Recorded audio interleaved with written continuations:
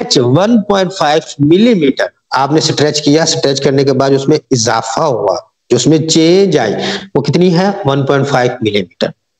कहते हैं जी 100 न्यूटन की फोर्स आपने लगाई उस पर, और फिर इलास्टिक रीजन के अंदर रहते हुए कैलकुलेट करना है स्ट्रेन को, कैलकुलेट करना है यंग मॉडुलस को, और एनर्जी स्टोर इन वायर, और एनर्जी जो स्टोर हुई है वायर में वो आपने क्या करनी है यहाँ पर कैलकुलेट करनी है।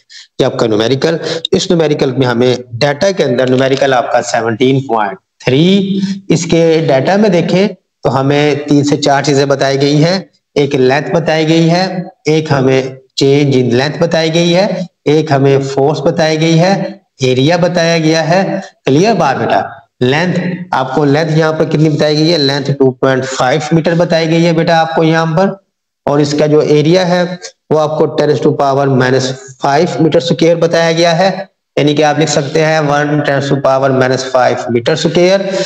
और जो फोर्स अप्लाई किया है 100 न्यूटन की है बेटा हमारे पास, और इसकी जो लेंथ में चेंज हुई थी बेटा वो कितनी थी हमारे पास 1.5 मिलीमीटर, 1.5 मिलीमीटर, यानी कि 1.5 10⁻⁻3 मीटर। क्या क्या 3 चीजें मालूम करनी है, एक आपको यहाँ पर स्ट्रेन फाइंड करना है, ठीक है बेटा, एक आपको यहाँ पर यंग्स मॉडुलस यानी कि वाई फाइंड करना है, और जो एनर्जी स्टोर हुई है यानी कि energy is equal to work, जो इसका टॉपिक है उससे रेलेवेंट बेटा आपको वो यहाँ पर क्या करनी है फाइंड करनी।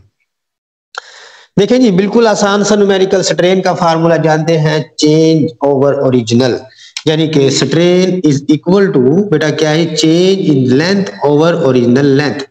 चेंज इन लेंथ आपके पास है 1.5 10⁻⁻3, और लेंथ ओरिजिनल क्या थी 2.5, तो बेटा आपके पास जिसका स्ट्रेन का आंसर आएगा वो आएगा 6.02 10⁻⁻4। साथ कोई यूनिट नहीं आएगा क्योंकि स्ट्रेन का यूनिट नहीं होता। आगे यंग मॉडुलस मालूम करना है। Young modulus Y is the ratio of tensile stress to tensile strain. Tensile stress यानी कि स्ट्रेस ओवर स्ट्रेन। अब हमने स्ट्रेन तो निकाला हुआ है यहाँ पर, स्ट्रेस नहीं निकाला। स्ट्रेस का फार्मूला बेटा हमारे पास क्या है जी F ओवर A। स्ट्रेस कोई भी हो, बेशक टेंसाइल की हो, वॉल्यूम की हो, शेयर की हो, फार्मूला उसका F ओवर A। ये फार्मूला यहाँ पुट कर दें तो बन जाएगा F over area into strain. ये आपके पास यंग मॉडुलस का सिंपल फार्मूला आ गया। अब इसको करने के लिए आप ये भी कर सकते हैं, पहले ये वैल्यू पुट करें, स्ट्रेस निकाल लें और फिर पुट कर लें, और डायरेक्ट भी कर सकते हैं। F बेटा आपके पास 100, एरिया आपके पास 1 10⁻⁻5, और स्ट्रेन आपने कितना निकाला है 6.02 10⁻⁻4। तो बेटा आपके पास इसका यंग मॉडुलस आ जाएगा भला कितना 1.66 10⁻10 पास्कल। ठीक है बेटा, लास्ट एनर्जी रह गई। बेटा एनर्जी का फार्मूला आपका टॉपिक है energy store in deform material वाला, उससे निकाल लेते हैं। और वो फार्मूला क्या है जी, एनर्जी हमारे पास इक्वल होती है किसके भला, वर्क के। उस टॉपिक में हमने पहले वर्क निकाला था, वो वर्क निकला था वो एनर्जी के बराबर था, और वो वर्क उसमें डिफरेंट फार्मूले थे। एक सिंपल पहले निकला था, एक बाद में in the term of elasticity modulus निकला था। तो आपकी मर्जी है, हम सिंपल लगाते हैं 1/2 into F multiply del L. ये वो फार्मूला है जो ग्राफ से आपने निकाला था, फोर्स इंटू लेंथ, और वो शक्ल किसकी थी, ट्रायंगल की। शक्ल किसकी थी, ट्रायंगल की। तो बेटा आप सिंपल 1/2 एफ 100, एल कितना है 1.5 10⁻⁻3। तो सिंपल आपके पास एनर्जी बेटा कितनी आ गई हमारे पास 7.5 10⁻⁻2 जूल। ठीक है बेटा, ये आपके पास न्यूमेरिकल नंबर 3 हो गया। अब चलते हैं न्यूमेरिकल नंबर 4। बेटा 17.4 न्यूमेरिकल देखते हैं जी, उसमें क्या क्या बताया जा रहा है हमें। उसमें कहते हैं जी कि व्हाट स्ट्रेस वुड कॉज, यानी कि स्ट्रेस फाइंड करना है, what stress would cause, stress find करना है। To wire to increase in length in 0.01%, यानी कि एक वायर है उसकी लेंथ में इजाफा कितना होगा 0.01% में दिया है। यानी कि हमें फॉर एग्जांपल अगर लेंथ हमारे पास थी 100, उसमें से कितना इजाफा होगा 0.01%। इफ द यंग मॉडुलस भी दे दिया 12 10 to power 10 pascal, but force would produce the stress, कहते हैं कितनी फोर्स होगी जिस स्ट्रेस प्रोड्यूस करने के लिए, इफ डायमीटर ऑफ वायर, अगर वायर का डायमीटर आपके पास 0.56 मिलीमीटर हो। यानी कि इस न्यूमेरिकल के अंदर डाटा में आपको एक तो परसेंटेज दी हुई है ऑफ इंक्रीज लेंथ, जितनी लेंथ की इंक्रीज है वो परसेंटेज है, चेंज इन लेंथ नहीं है, ये परसेंटेज है। और कितनी परसेंटेज है? 0.01%। ठीक है बेटा, नंबर 1। नंबर 2 आपको यहाँ पर यंग मॉडुलस दिया हुआ है, और बेटा वो कितना दिया आपके पास? 12 10 टू पावर 10 पास्कल। ठीक है बेटा, इसके अलावा आपको क्या दिया हुआ है जनाब? डायामीटर दे दिया, इसका डायामीटर कितना दे दिया हमें? डायामीटर बेटा हमारे पास 0.56 मिलीमीटर, यानी कि 0.56 10 टू पावर -3 मीटर। ठीक है बेटा, और उसके अलावा आपको क्या कह रहा है जी कि आपने यहाँ पर स्ट्रेस और फोर्स, आपने स्ट्रेस और जो फोर्स लग रही है F बेटा, वो आपको क्या करनी है? मालूम करनी। क्लियर बात बेटा? सबसे पहली बात यह है कि हमारे पास यंग मॉडुलस को देखें तो यंग मॉडुलस बराबर होता है स्ट्रेस ओवर स्ट्रेन के। तो अगर स्ट्रेस ओवर स्ट्रेन है तो हम यहाँ पर सिंपल देखें, Y is equal to stress over strain. तो हम यहाँ से स्ट्रेस मालूम कर सकते हैं, stress should be equal to Y multiply strain के। ठीक है बेटा, अब मुझे पहले स्ट्रेन मालूम हो तो स्ट्रेन क्या होता है? Change in length over original length.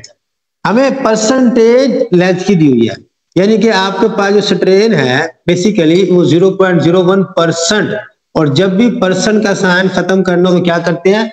Divided by 100। क्या करते हैं? Divided by 100। तो बेटा आपके पास जो स्ट्रेन बेसिकली दी हुई थी वो कितनी थी आपके पास? 10 टू पावर -4। ये परसेंटेज इंक्रीज थी, measurement of change of length strain tensile. तो स्ट्रेन का 0.01%, परसेंट का साइन खत्म किया, डिवाइड 100, तो ये आ गया। अब इसको पुट कर दे तो आपके पास स्ट्रेस आ जाएगी, stress should be equal to y कितना है बेटा आपके पास? 12 10 टू पावर 10 पास्कल, और स्ट्रेन कितनी आपके पास है? 1 10 टू पावर -4। तो बेटा आपके पास जो स्ट्रेस आ जाएगा वो 1.2 10 टू पावर 7 पास्कल। दूसरी चीज क्या मालूम करी थी? फोर्स। स्ट्रेस आ गया तो फोर्स का मसला ही कोई नहीं है, हमारे पास फार्मूला है क्या भला? कि स्ट्रेस इक्वल होता है इसके भला F ओवर A के। आपको F निकालना है तो F should be equal to stress multiply A। Stress निकाला, A नहीं दिया हुआ, A की जगह डायमीटर दिया हुआ है। तो वायर है, wire as like a cylinder, तो एरिया बन जाएगा pi r square multiply stress, लेकिन पाई r भी नहीं दिया होगा तो r क्या होता है? डायमीटर का हाफ। तो बेटा ये बन जाएगा स्ट्रेस मल्टीप्लाई पाई डायमीटर का स्क्वायर ओवर r4। ठीक है बेटा, r किसके इक्वल है मेरे पास? r इक्वल होता है डायमीटर का हाफ, तो स्क्वायर था तो d स्क्वायर ओवर 4, यानी कि f निकालने के लिए 3.14 पाई की वैल्यू, डायमीटर 0.56 10 टू पावर -3 का स्क्वायर, स्ट्रेस ये कितना निकाला आपने? 1.2 10 टू पावर 7 डिवाइडेड बाय 4 करेंगे तो बेटा आपके पास फोर्स आ जाएगी, और वो कितनी आएगी? वो फोर्स हमारे पास आ जाएगी 2.96 न्यूटन। क्लियर बेटा बात? ये जनाब आपके पास क्या आ गया? हमारे पास 2 न्यूमेरिकल हो गए। अब तीसरा न्यूमेरिकल नंबर 5 है, हमें करना है न्यूमेरिकल नंबर 5। तो न्यूमेरिकल नंबर बेटा 5 करने के लिए देखते हैं उसमें हमें क्या क्या प्रोवाइड है डाटा के अंदर और कैसे वो सोल्व होगा। न्यूमेरिकल नंबर आपका 5